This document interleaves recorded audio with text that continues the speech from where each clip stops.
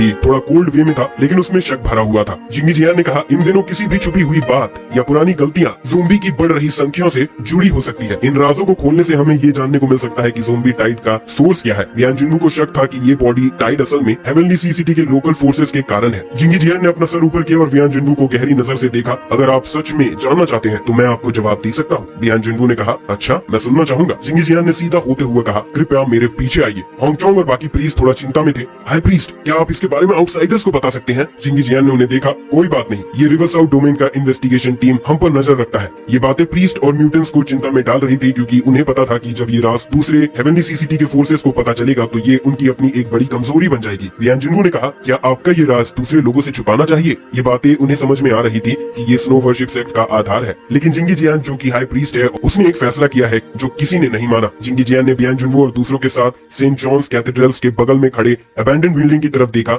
जब वो बिल्डिंग के सामने आए, वियान जिन्नू के कदम अचानक से रुक गए। उसने भावुक होकर गौर किया, क्योंकि आगे का बिल्डिंग उसे बहुत बुरा महसूस हो रहा था। ये ग्रे कंक्रीट और स्टील का बिल्डिंग बर्फ में एक कॉफिन की तरह डूबा हुआ दिख रहा था। वियान जिन्नू की तेज इंट्यूशन ने उसे वार्न किया कि बेहतर ये होगा कि वो इस जगह से दूर रहे। बाली चैंकिंग ने भी ऐड किया, कैप्टन यहाँ बहुत स्ट्रॉन्ग खून का स्मेल आ रहा है। इस वक्त जिंगी जियान ने उन्हें एक अजीब मुस्कुराहट के साथ देखा। ये जेंटलमैन के पास स्नो वर्शिप का एक राज है, क्या आप देखना चाहेंगे? वूडी ने अपने हाथ गले में डालकर हंसता हुआ कहा, मिस्टीरियस बनने की जरूरत नहीं है। वियान जिन्नू ने अपने सनग्लासेस को चुपचाप पहना और उसके पीछे पीछे चलने लगा। उसने अपनी टीम से एक बात छुपाई रखी। अपना नजर खोने के बाद उसकी इंद्रियां और भी तेज हो गई थी। अभी अभी उसने बिल्डिंग के बाहर कुछ बहुत अजीब देखा था। ये कोई अबैंडन्ड कमर्शियल बिल्डिंग नहीं थी, बल्कि एक भयानक मॉन्स्टर था जो काफी शांत दिख रहा है। हजारों मीटर ऊंचा, चमकदार रोशनी में घिरा हुआ। अनेक हाथ और पैर उस जगह नाच रहे थे। जमीन में उलझी हुई जड़ें थी और एक ग्रुप एंट्रेंस से बिल्डिंग के अंदर घुस रहा था, जबकि खून का स्मेल और भी बढ़ रहा था। लेकिन खून का कुछ अजीब था। ये मरने वालों की हवा की तरह नहीं था, बल्कि जैसे ये जिंदा जगह से अभी अभी बाहर आया हो। इतना ताजा, नफरत भरा नहीं, बल्कि थोड़ा साइकिक सा था। जैसे जैसे वो और अंदर गए, उन्होंने आखिरकार मॉन्स्टर का चेहरा देखा। पूरा बिल्डिंग का घेरा एक भयानक पौधा ले चुका था। उसकी बैलन और पत्ते पूरे बिल्डिंग में फैली हुई थी और दीवार पर चमकदार हरे पत्ते और ब्रांचेस एक गहरी हरा चमक दे रहे थे और ब्रांचेस पर उन्होंने एक चमकदार लाल सेब देखा। वियान जिन्नू और बाकियों ने इस दृश्य को देखकर समझ गए, क्या ये तुम्हें जीने के लिए चाहिए खाना है? जिंगी जियान ने एक लाल फल को ब्रांच से उठाकर वियान जिन्नू को दिया। हाँ, ये एक म्यूटेंट पौधा है जो हमने पाया है और हम इसे ब्लड वाइन कहते हैं। इसमें बहुत ज्यादा जीवन शक्ति है। ये अपने आसपास के पौष्टिक तत्वों को एब्जॉर्ब करके अपनी जीवन शक्ति में बदल लेता है और फल उत्पन्न करता है। ये लाल फल हमारे लिए एक महत्वपूर्ण खुराक है। वियान जिन्नू ने जिंगी जियान के दिए गए लाल फल को देखा और धीरे से अपने हाथ में पकड़ लिया। उसने इसे नहीं खाया, लेकिन इसे गौर किया। जिंगी जियान ने मुस्कुराते हुए कहा, चिंता मत करो, ये फल जहरीला नहीं है। हम इसे कुछ महीने से खा रहे हैं और किसी में भी इसकी वजह से कोई बदलाव नहीं आया है। वियान जिन्नू ने कहा, ये बातें समझ में नहीं आती है, लेकिन ये हजारों के लिए पर्याप्त फल उगा सकता है क्या? जिंगी जियान आगे बढ़ता रहा। नॉर्मल फल काफी नहीं है, लेकिन इसका फल उत्पन्न करने का तरीका है। इसके साथ उसने अपना हाथ से छत की तरफ इशारा किया। वियान जिन्नू और दूसरे उनकी तरफ देखा और अचानक से देखा कि छत से एक ककून शेप्ड चीज लटक रही है। उसकी हरी बेल और पत्ते मजबूती से इसे लपटे हुए हैं, हल्का हरा रोशनी छोड़ते हुए। जब ध्यान से देखा तो एक इंसानी शरीर की शक्ल लगभग दिख रही थी।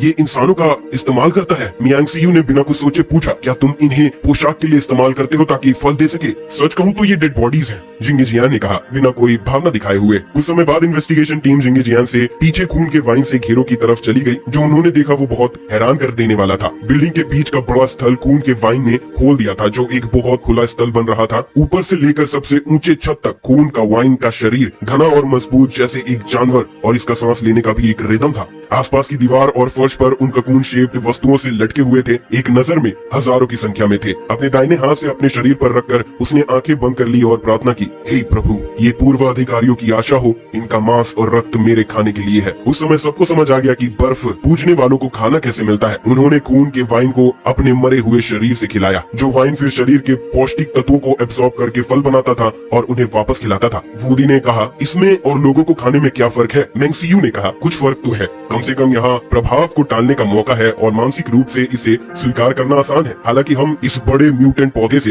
हैरान हैं, लेकिन हमें यहाँ किसी भी प्रकार की इवलनेस महसूस नहीं होती। हमने इससे ज्यादा अजीब चीजें देखी हैं। ये एक अच्छा तरीका है शरीर को नष्ट करने का। जिंगी जियान ने घूमकर सभी से कहा, ये मेरी स्नो वर्शिप सेक्ट का सबसे बड़ा राज है। ये हजारों हमारे भक्त की जिंदगी और मौत का सवाल है और तुम्हें इसे राज रखने में मदद करनी होगी। जिंगी जियान को इस बात की चिंता नहीं थी कि रिवर साउथ डोमेन के लोग खून के वाइन पर आएंगे। आखिर ये तो एक मरे हुए शरीर के पोषक तत्वों को निकाल कर बनने वाला फल है। इसके अलावा इसकी बड़ी साइज की वजह से इसे किसी और जगह ले जाना मुश्किल होगा। बियान जुनगू ने कहा, चिंता मत करो, हम तुम्हारा राज ही रखेंगे। ये कहकर उसने अपने हाथ में लिए हुए रेड फ्रूट को बूदी को दिया और फिर बाहर की तरफ चला गया। बूदी ने फ्रूट को देखा, उसके चेहरे पर घिन्ना थी और फिर उसने उसे साइड में फेंक दिया। कॉन्गशेंग ने उसे उठाया और कॉन्गशेंग ने ची गुआमिंग और कुछ लोगों के साथ इसे खेलने लगा। उन्हें सिर्फ इसे खाना नहीं था। शिंगी जियान के चेहरे पर एक अजीब सी मुस्कुराहट थी जब उसने सबके साथ बाहर निकलता देखा। उसने पीछे देखा और खून के बाइंग के आसपास लटके हुए हजारों शरीर थोड़ा हिलने लगे, या तो हवा की वजह से या किसी और वजह से। अबैंडन्ड बिल्डिंग से बाहर निकलने पर बियान जुनगू को महसूस हुआ कि दूसरे फोर्सेस अभी तक नहीं आए थे और उन्होंने वॉरशिप सेक्ट लीडर युआन कोंगे से मिलने का सुझाव दिया। शिंगी जियान ने कहा, चर्च का मास्टर चर्च के छोटे कामों से नहीं दिखते, मैं दूसरे कामों का जिम्मेदार हूँ। बियान जुनगू ने बिना किसी विश्वास या इंकार के कहा, क्योंकि हम यहाँ आए हैं, हमेशा हम देखेंगे। मैंने तुम्हारे लीडर के बारे में कुछ अफवाहें सुनी है, कई एरिया के लीडर भी उनके क्षमताओं में रुचि रखते हैं। शिंगी जियान की आंखें कुछ छोटी हुई। रिवर साउथ डोमेन एक बड़ा फोर्स युआन कोंगिया के शक्ति में रुचि रखता था। ये सूचना एक बहुत इंपॉर्टेंट जानकारी थी। वॉरशिप सेक्ट के लीडर की शक्तियाँ वाकई में बहुत पावरफुल है। वो दूसरों की शक्तियाँ जगाने में मदद कर सकती हैं। इसका मतलब है कि अगर हम उसे पाते हैं तो हमें बहुत सारे म्यूटेंट्स की सेना मिल जाएगी। लेकिन ये स्नो वॉरशिप सेक्ट के लिए भी बहुत बड़ा मौका है। अगर उन्हें ऐसे बड़े फोर्सेस का समर्थन मिलता है तो उनके सेक्ट का विकास और भी भयानक होगा। शिंगी जियान ने बियान जुनगू से कहा, कृपया एक पल रुकिए, मैं मास्टर को सूचित करने जा रहा हूँ। बियान जुनगू ने सर हिलाया और शिंगी जियान सेंट जॉन्स कैथेड्रल की तरफ चला गया। जब वो गया तब सभी ने काफी अलग अलग एक्सप्रेशन दिखाए, शायद खून के वाइन से प्रभावित होने की वजह से। वूदी ने तभी कहा, मुझे हमेशा लगता था कि इस स्नो वॉरशिप सेक्ट वाले कुछ ईवल है। कॉन्गशेंग ने गहरी आवाज में कहा, आखिरकार जो हमेशा धार्मिक रूप से मौजूद होते हैं वो थोड़े अजीब होते हैं। मियांग सीयू ने कहा, लेकिन ये सच है कि स्नो वॉरशिप सेक्ट वाले इससे जिंदा रहने और इतने सारे फॉलोवर्स को संभालने में सक्षम है। बैली चियांकिंग ने बियान जुनगू के पास आकर बोला, कैप्टन, क्या वो सच में इस स्नो वॉरशिप सेक्ट के लीडर में रुचि रखते हैं? बियान जुनगू ने अपने सनग्लासेस उठाई और हल्की सी स्माइल दी। जब मैं यहाँ आया था तब किसी ने ऊपर एक शब्द का जिक्र किया था, चलो उसकी क्षमता का पता लगाते हैं। अगर जानकारी सच है तो वो बिना किसी लागत के लोगों की शक्तियाँ जगाने में सक्षम है, तो ऊपर के लीडर्स उसे जरूर चाहेंगे। वाह, ये तो सच में एक एडमायरेबल पावर है। बैली चियांकिंग ने अपने छोटे बालों को लहराते हुए मुस्कुराते हुए कहा। बियान जुनगू जब बोला तो उसने एक मीनिंगफुल स्माइल दिया। ये इतना आसान कैसे हो सकता है? बैली चियांकिंग ने पूछा, आपका मतलब क्या है? बियान जुनगू ने कहा, जब लोग पावर पाना चाहते हैं तो उन्हें उसका कॉरस्पॉन्डिंग प्राइस चुकाना पड़ता है। जब हम अपनी पावर्स को अवेकन करते हैं तो हम जिंदगी और मौत के किनारे पर होते हैं, जो जीवन की शक्ति के बराबर है। और कहा जाता है कि उसकी एबिलिटी लोगों को बिना किसी कॉस्ट के अवेकन करने की शक्ति देती है। क्या दुनिया में कुछ इतना सस्ता है? बैली चियांग का चेहरा भी थोड़ा सीरियस हो गया। मुझे भी इस पर शक है। इन्वेस्टिगेशन टीम ने चिंतित होते हुए फेसेस बनाए। ये लीडरशिप द्वारा भी ध्यान में रखा गया है। मिलिट्री डिस्ट्रिक्ट्स ने म्यूटेंट्स को काफी समय से स्टडी किया है और सबको युआन कोंगिया की पावर्स बहुत इनक्रेडिबल लगती है। तो इस विजिट पर हमें उसकी एबिलिटीज को वेरीफाई करना होगा। चलो देखते हैं क्या ये सब सच में उतना अमेजिंग है। बैली चियांकिंग ने पूछा, अगर ये रूमर सच है तो?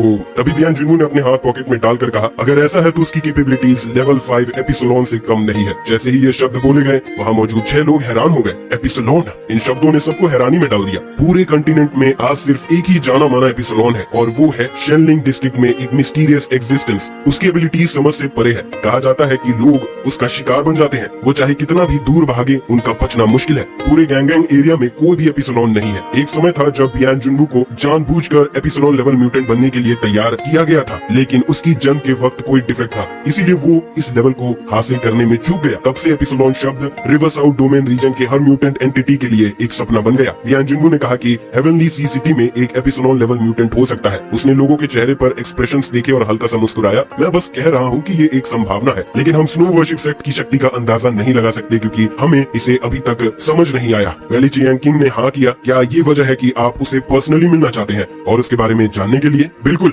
बियान जुनगू ने कहा। उसके शब्द ने इन्वेस्टिगेशन टीम के वो लोग जो पहले इंडिफरेंट थे उनमें एक स्ट्रॉन्ग इंटरेस्ट जगा दिया। थोड़ी देर बाद जिंगी जियान चर्च से बाहर आया और बियान जुनगू को युआन कोंगे से मिलने के लिए बुलाया। बियान जुनगू अकेला चर्च में गया। वहाँ उसने देखा कि एक लड़की जो लाल रोब पहने हुई थी, सिर्फ 20 साल की लेकिन बहुत अनुभव के साथ, दोनों ने चर्च के अंदर काफी देर तक बातें की। 10 मिनट बाद बियान जुनगू चर्च से बाहर आया। उसका चेहरा हमेशा ठंडा था और कोई भी उसके इमोशन को समझ नहीं पा रहा था। बैली चियांकिंग और दूसरे लोग बेचैन हो गए। कैप्टन, कैसा रहा सब कुछ? क्या वो लड़की एपिसोलोन लेवल की है या नहीं? बियान जुनगू ने आराम से जवाब दिया, म्यूटेंट्स की जजमेंट के लिए सिर्फ मेरी आंखें काफी नहीं है, लेकिन इस लड़की में कुछ तो अजीब है। लोग हैरान हो गए। प्रॉब्लम क्या है? बियान जुनगू ने अपने सर की तरफ इशारा किया। यहाँ, ये अपने दिमाग से बाहर है। सबने हैरानी से कहा, इतनी बड़ी वर्शिप ने स्नो सेक्ट के लीडर को अनएक्सपेक्टेड स्पिरिचुअल प्रॉब्लम्स में डाल दिया है। ये तो समझ में आता है। बैली चियांकिंग ने मुस्कुराते हुए कहा, आखिर धार्मिक लोग या तो झूठ बोलते हैं जो बहुत सारे फॉलोवर्स इकट्ठा करते हैं, या फिर ऐसे लोग होते हैं जो रिलीजियस प्रैक्टिसेस और बिलीफ्स में ऑब्सेसिव डिवोशन डिवोशन रखते हैं। बियान जुनवू ने समझा बैली चियांकिंग सही कह रहा था। जब बियान जुनवू ने युआन कोंगे से बात की तो उसने उसकी धार्मिक फैंटेसिज्म महसूस की। उसने सच में मान लिया था कि दुनिया में भगवान है।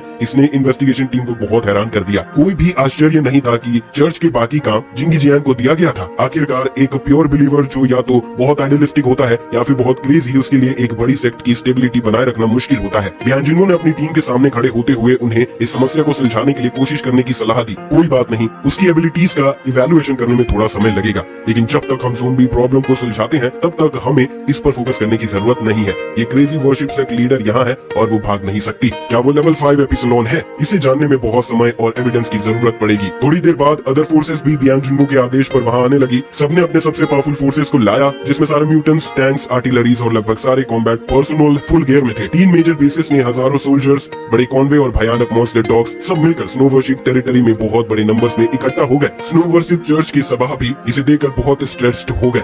जैंगी और उसकी साथी भी वहाँ पहुँचे। जैंगी ने गाड़ी से उतरते ही जोकीर का हाथ पकड़ा और उसे नीचे उतरने में मदद करी। तुम मेरे साथ रहो और कहीं मत जाओ, मैं तुम्हारे लिए एक सुरक्षित जगह अरेंज कर दूंगा। जैंगी की इस दयालु भावना का जवाब देते हुए जोकीर ने खुशी से नोट किया। ग्रुप सेंट जोस कैथेड्रल चर्च की तरफ चला गया, जो स्नो वर्शिप सेक्ट का एक प्रमुख लैंडमार्क है। रास्ते में जैंगी ने अपने पुराने क्लासमेट शिंतियान को देखा। जैंगी ने शिंतियान की तरफ हाथ हिलाते हुए कहा, ओह कैसे हो तुम तो यहाँ हमसे पहले आ गए। जैंगी ने पूछा, डिस्टेंस के हिसाब से एमराल्ड वाटरसाइड बेस तो हमारे लोकेशन से काफी करीब है। शिंतियान ने मुस्कुराते हुए जवाब दिया, फैक्ट्री में बहुत सारी चीजें संभालनी होती है, हम तुम्हारे जितने फ्री नहीं है। कम लोगों का होना सच में चीजें आसान बना देता है। जैंगी ने आईब्रो उठाते हुए कहा। दोनों ने कुछ देर तक हल्के फुल्के बातें की, लेकिन उनके बीच कोई सब्सटेंशियल कम्युनिकेशन नहीं हुआ। इस समय तक उनमें से किसी को भी नहीं पता था कि बॉर्डर फोर्सेस ने उन्हें यहाँ क्यों बुलाया है। न ही उन्हें ये पता था कि पर्सनल रिलेशनशिप की दृष्टि से क्या बात करनी है। जब वो लोग वहाँ पहुँचे तो चर्च ऑफ स्नो से कोई उन्हें गाइड करने आया। जैंगी और जोकीर ने जिंगी जियांग के साथ चर्च में प्रवेश किया। सेंट जॉन्स कैथेड्रल कभी हेवनली सी सिटी का एक जाना माना अट्रैक्शन था। जैंगी ने पहले भी वहाँ विजिट किया था, लेकिन वो धार्मिक नहीं था, वो सिर्फ आर्किटेक्चर का मजा लेने आया था। चर्च के अंदर उन्होंने देखा कि बाकी सब लोग पहले से ही पहुंचे हुए थे। बियान जुनवू, शिंतियान, जियाओ होंगलियान और वेदिंग हाई सब बैठे हुए थे, लेकिन चर्च में एक ऐसी शक्ल थी जो जैंगी ने पहले कभी नहीं देखी थी। एक औरत थी जो लाल रोब पहनी हुई थी, जो पूरी तरह ढकी हुई थी। उसकी गंभीर भावना उसके युवा चेहरे से बिल्कुल अलग थी। जैंगी ने तुरंत उसकी पहचान लगा ली। इस समय यहाँ सिर्फ स्नो वर्शिप सेक्ट का मास्टर युआन कोंगिया हो सकता है। जैंगी उसकी तरफ 2 बार देखने से नहीं रोक पाया। आखिरकार कहानी के हिसाब से उसके पास एक यूनिक पावर है जो लोगों को पावर्स अवेकन करने में मदद करती थी। ये तियोन का पहला मौका था युआन कोंगिया को देखने का, और उसने जैंगी से कहा, वो तो बहुत छोटी है, लगता है जैसे कोई टीनेजर हो। जैंगी ने उसकी तरफ देखा। मेरे दोस्त, कृपया अपने शब्दों पर ध्यान दो और अपने थॉट्स को भी कंट्रोल करो। तियान ने चिंता से कहा, तुम क्या कह रहे हो? तुम्हें पता है कि मुझे सिर्फ बड़ी औरतें पसंद है। जैंगी ने कैजुअली कहा, मैंने सुना था कि फैक्ट्री में काम करते हुए तुम्हारा एक 8 साल का रिलेशनशिप था एक मसाज पार्लर ओनर से जो तुमसे 12 साल बड़ी थी, जब तुम दोनों एक ही कम्युनिटी में रहते थे। ऐसी गॉसिप नेचुरली जैंगी के कान तक पहुंचा। शिंतियान का चेहरा काफी लाल हो गया। ये तुम्हें क्या पता है? मैं जवान था, वो सुंदर थी और ये दोनों की मर्जी थी। शिंतियान ने कहा, मैंने नहीं कहा कि तुम गलत हो, आखिर मैटरनल लव की कमी कोई इतनी बड़ी गलती नहीं है। जैंगी ने कहा। शिंतियान थोड़ा गुस्सा हो गया और झगड़ने की कोशिश की, लेकिन मौजूदा स्थिति को देखते हुए उसने अपना गुस्सा कंट्रोल कर लिया। जैंगी, तुम्हें प्यार समझ नहीं आता, तुम ठंडे और निर्दयी हो। ये सुनकर जैंगी की आंखों में यादों की चमक आई। फिर उसने थोड़ा सा स्माइल किया। फीलिंग्स, सबकी फीलिंग्स अलग होती हैं। इनकी झगड़े को आगे बढ़ाना ऑकवर्ड हो गया, इसीलिए उन्होंने अलग अलग जगह बैठने का फैसला किया। बियान जुनवू ने समय नहीं गवाया और पिछली रात की घटना समझाई। हमने पिछली रात जो ज़ोंबी किंग था उसे मार दिया। जब ज़ोंबी किंग को मार दिया जाता है तो पूरा ज़ोंबी स्वॉर्म कंफ्यूज हो जाता है। ज़ोंबी स्वॉर्म के साथ आए चूहों हेडलेस फ्लाइज की तरह हो जाते हैं। हेवनली सी सिटी में ज़ोंबी की समस्या को सुलझाने का ये की है कि सभी ज़ोंबी किंग्स को मार दिया जाए। ये सुनकर इन्वेस्टिगेशन टीम के सबके चेहरे पर हैरानी थी। जैंगी ने सोचा, उन्होंने ज़ोंबी स्वॉर्म को निपटाने का एक तरीका ढूंढ लिया। यहाँ तक कि उसने इसकी उम्मीद की थी। उनके काम करने की एफिशिएंसी ने जैंगी को चौकन्ना कर दिया। आखिर उन्होंने अंडरग्राउंड में एक ज़ोंबी किंग को मारने का प्रयास किया था, लेकिन उन्हें सफलता नहीं मिली थी। सिर्फ जियाओ होंगलियान को इस बात का कोई आश्चर्य नहीं हुआ। उसने जाना कि कल मारा गया ज़ोंबी किंग उनके रेडियंट प्रोस्पेरिटी बेस के करीब था। ज़ोंबी किंग असल में क्या होता है, क्या तुम इसके बारे में और बता सकते हो? शिंतियान ने क्यूरियस होकर पूछा। बिल्कुल, बॉर्डर आर्मी को ज़ोंबी स्वॉर्म को खत्म करने के लिए उनकी मदद की जरूरत है, इसीलिए वो इन्फॉर्मेशन नहीं छुपा रहे हैं। बियान जुनवू ने अपने पैरों के पास एक काला बॉडी बैग उठाया और उसे चर्च के सामने रख दिया। उसने जिपर खोला, जिससे एक मानव जैसा प्राणी साफ दिखाई दिया जो सफेद बालों से ढका हुआ था। ये है, बियान जुनवू ने इसकी तरफ इशारा करते हुए कहा। सबने ज़ोंबी किंग के पास आकर देखा, लेकिन उन्हें थोड़ा डिसअपॉइंटमेंट महसूस हुआ। उन्होंने सोचा था कि ज़ोंबी किंग ज्यादा मिस्टीरियस और भयानक होगा, लेकिन वो तो एक आम ज़ोंबी की तरह दिखता था जो पहले से ही बालों से ढका हुआ था। जैंगी ने पूछा, क्या ये चीज पावरफुल है? बियान जुनवू ने जवाब दिया, ज़ोंबी किंग ग्रुप को कंट्रोल कर सकता है और इसके पास इंसानों की तरह काफी हाई लेवल की